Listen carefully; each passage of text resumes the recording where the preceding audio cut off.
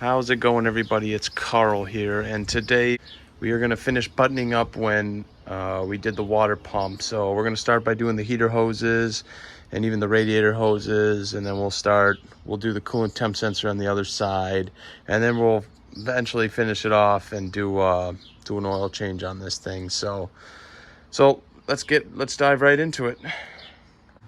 The heater hoses are all back on and clamped up. Now let's do the lower radiator hose. Lower radiator hose is back on. Now let's do the steam port hose. I actually decided to do the upper radiator hose first, and then I'll do the steam port hose next here. And that hose is all the way back on like it's supposed to be. Next, I'll put the serpentine belt on. We got the new serpentine belt on, and you can already tell there's a lot more tension there because of the newer belt, which is nice. That's what we want. So now we're gonna do the coolant temp sensor. All right, so I got the new coolant temp sensor on, and I did put new thread sealant with Teflon on, so it should not leak. But we're gonna let it dry for a day or two before we even put coolant in it anyways, so it should be good. Now that we got the intake all back on, I think it's time to start changing the oil.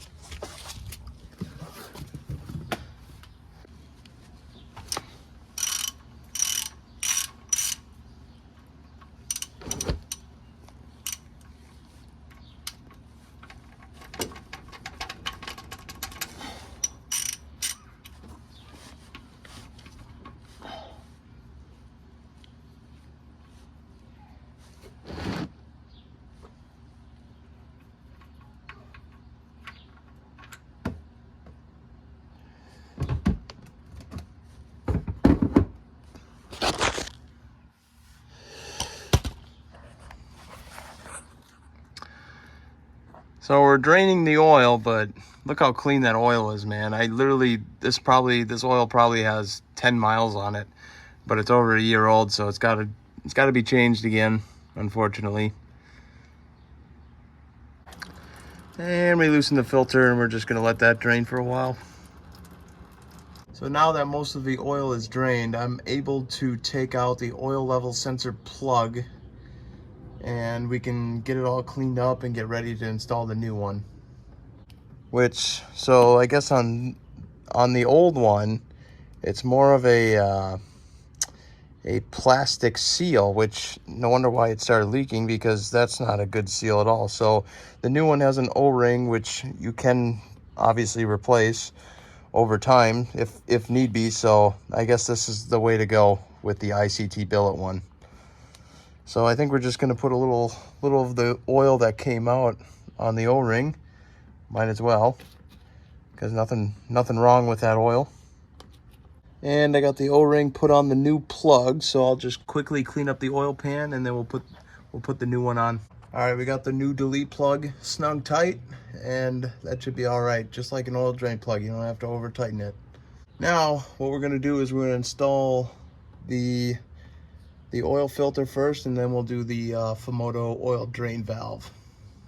All right, the new oil filter is on. Let's do the Fumoto oil drain valve.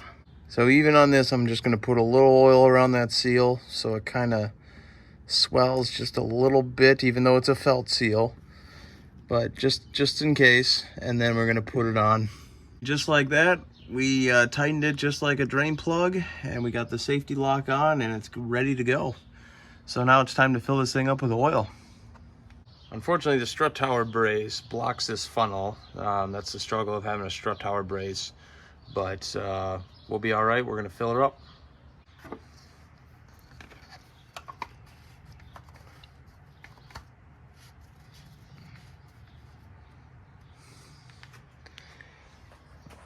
All right, that's a job well done today. So we pretty much got everything buttoned up, and we put fresh oil in the motor, and we're just gonna wait till that thread sealant dries a little bit, and then we'll be able to fill it with coolant. We'll be able to get the car down. We'll be able to get to run it.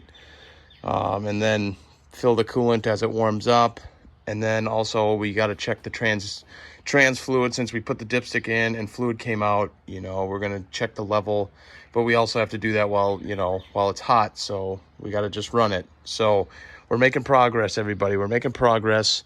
And eventually we're going to get to the inside here real quick. And we're going to put the new radio in. We're going to relocate the battery in the back. And then we're going to get the sub box in the back. And then with the battery kill switch mounted back there too. So we're making good progress. Thanks for watching. I know this was kind of more of a boring video because, you know, we're just doing basic mechanic shit. And, you know, literally just not doing, you know, or we're just doing really easy stuff, you know. But I appreciate everyone watching. I'll see you guys in the next one. I think the next one, what we're going to do is we will get the car down. But before we do that, I got to secure the shifter cable because I know it likes to move and then drag on the drive shaft. So I got to secure that. Then we can get the car down. Then we can get it warmed up, check all the fluids, and then we can go from there. But yeah, thanks for watching, guys. I'll see you in the next one.